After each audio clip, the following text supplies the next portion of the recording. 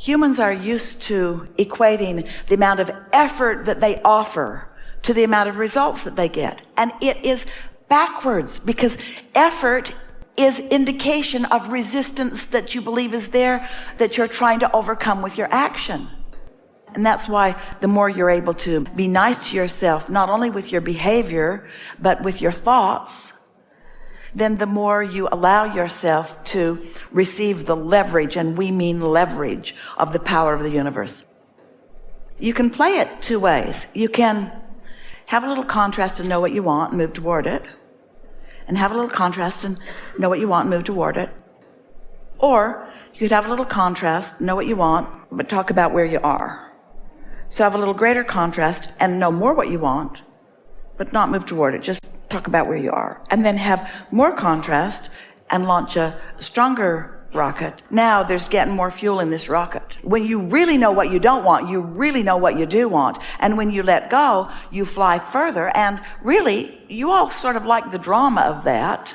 That's why it's like you hold yourself apart from it, because somehow you prefer the feeling of relief to all other emotions.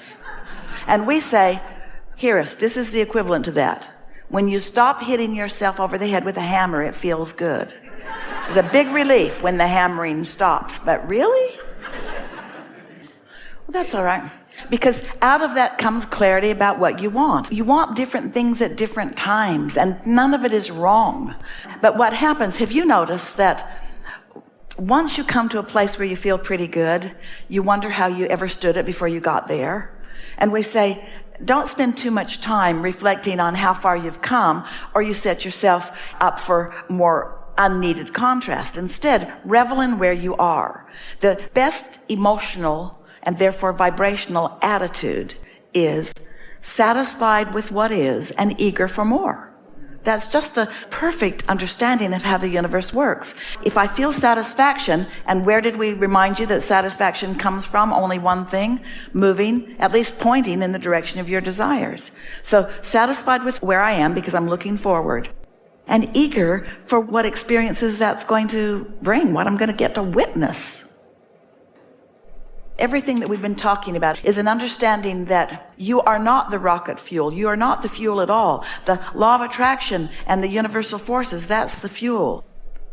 Most people offer all of their action in response to the resistance that they've stirred up with their thoughts. So they have sloppy thinking and create a lot of resistance, and then work hard with action to compensate for the resistance. But the more you're able to meditate and chill and appreciate and bask, one who is in sync with their inner being and source energy is more powerful than millions who are not. There's just no comparison. But how are you going to know that till you know it? How are you going to want ease until you've been overwhelmed? How are you going to know that? You can't focus yourself into the ease and flow of source energy until you've deprived yourself from it enough to realize that you have felt better and you don't right now, and maybe something different is required from you in order to feel better. But you got to admit how interesting this is. Oh, this is so interesting. Contemplate this just for a moment. So you were born from source energy, and you are an extension of source energy, which means you were born from pure love, and you are pure love. Just rest with that for a moment. And then you were exposed to contrast, which you did on purpose, and you watched others who got here before you did and forgot their extension. And then you felt negative emotion, and then you felt positive emotion, and then you felt negative emotion, and then you felt positive emotion. So the thing that is of such great interest to us is how any of you could ever give up the desire for feeling good, and how you would be willing to replace feeling good with the alternative. The departure from your own guidance system is really what all of our conversations are about, and the return to your guidance system and the return to your deliberate living of life experience. Don't you find it interesting that you are love, you are born as love, it's the dominant vibration that is within you, and it feels so terrible when you're not loving. It feels so terrible to be in a moment of criticizing. That just feels awful. You know that it does. And yet you acclimate to that feeling. And in the acclimation to that feeling, then you try to control the circumstances rather than just returning to the love. The point that we want to make, that we really want you to be in a vibrational place of hearing, is that you can return to the feeling of love easily, but you will never be able to control enough circumstances to stop your feeling of opposite of that. To try to control the circumstances so that you'll feel better gets you nowhere. It's so much easier. We've talked about how you've lived enough life to know what you want and what you don't want, and you're very clear about what you want. And so instead of making a proclamation to yourself and to your non-physical counterpart and guiding yourself by paying attention to the way you feel, instead you decide to do it more like other humans do it. And you put out a proclamation, and these days with social media, you can get it out there. So you send out a proclamation to everybody on the planet that says, this is a picture of me, and there's a possibility you might meet me someday, and when you do, these are the things I need from you. Please print this off and keep this picture in your pocket, and every person meet, say, is it him, is it her, is it him, is it her? It's a lot to ask of the world, but it's sort of what you're doing. And now, here's my list of things that I need. Please modify your behavior to please me, because I was born to be happy. Or you can just not try to control any of them, and you can tune yourself to the frequency of your inner being who is standing in the vibrational reality that you've created, and you can stand with all things wanted raining down around you. Now, why would you not choose that? We're asking a serious question. Why would you not choose that? Well, the answer is often, what would others think? And we say, are you kidding? Those that you needed to control that you can't control, now you're still worried about what they think? You got to give that up. You got to give up trying to cater to the multitudes that have such a variety of trying to control you and need to control you so that they, in their ignorance of who they really are, can feel a little better. We made you feel a little silly about trying to do that, and yet most of the world around you, that's really the game they're playing. They're joining together in groups, and they're putting out their memos about how they want to behave, and they want the world to conform to them. That's never going to happen, because you keep being born as new babes of energy with no intention of conforming. You're not born as regurgitators or conformers. You're born as creators. You're born to appreciate the variety from which you choose, that lines you up, a very clear picture of what you want. And then you intended to use your guidance system to know whether you're leaning in that direction, and you can feel by your satisfaction whether you are, or your dissatisfaction whether you're not. It is not complicated unless you try to include all of the other humans on the planet and convince them of the same. If you just do the work that is your work to do, you can accomplish it today while we are all here together, and you can live happily ever after.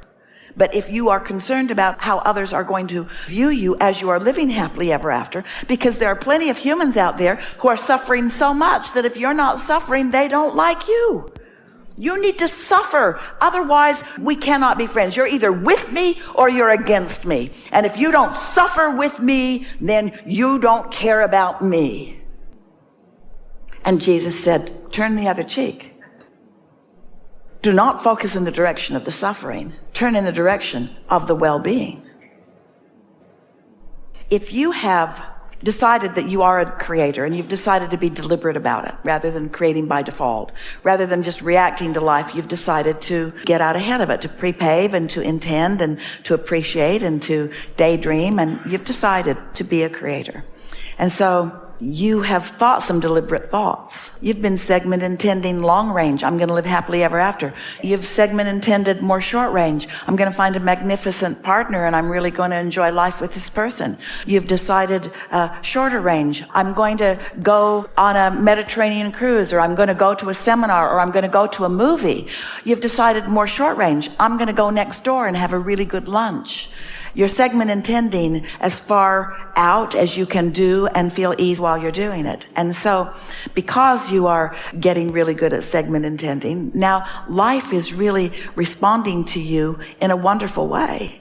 And because you're segment intending, and so many of those things that you have explicitly and personally intended are showing up, pretty soon you begin to feel the power of your intentionality.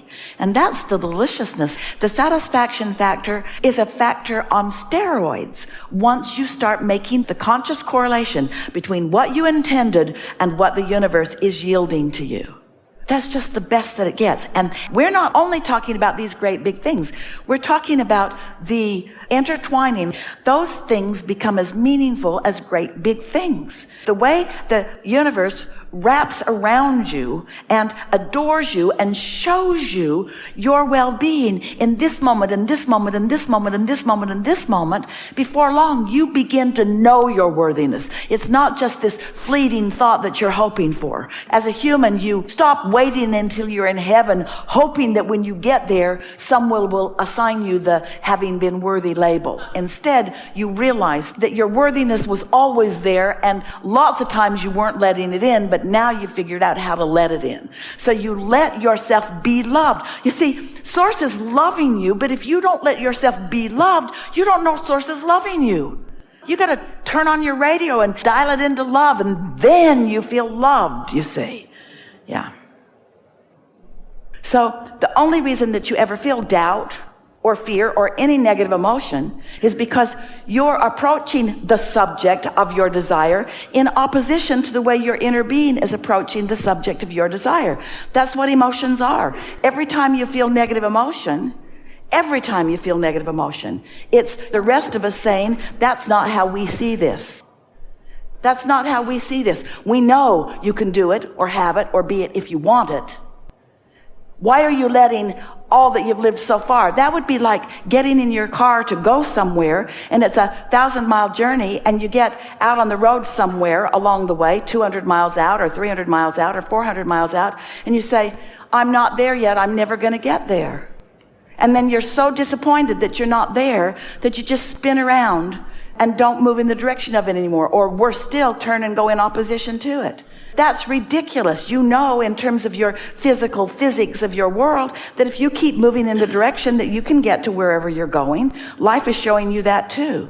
We just want you to understand it in the vibrational sense, you see. You didn't come here to get stuff done. You came here for the fun of doing it. This desire that you have, what is it? Isn't it always some series of steps moving in the direction of? And as the eternal being that you are, do you really think that those steps are ever going to end? That there's ever going to be an ending to the next and the next and the next and the next? Of course not. There's always the next and the next and the next and the next and the next and the next. It is so important that you accept your eternal incompletion. We are eternally incomplete. That's why we're alive. Because we're eternally reaching for more, you see, reaching, becoming, moving in the direction of. And so you say things as humans. Most people don't mean it when they say it, or they don't understand the depth of what they're saying. When you say, the joy is in the journey. Well, no kidding. Because the reason for the desire is it points you in the direction of something and gives you a reason for the journey. But the journey is the way the universe delivers to you sequence after sequence after sequence to show you that you are seen and that you are heard and that you are loved and that you are worthy. That's what your life is wanting you to derive from it. All of us from the non-physical perspective are rooting for your finally accepting the I can do anythingness of your beingness. The invincibility of your beingness, you see.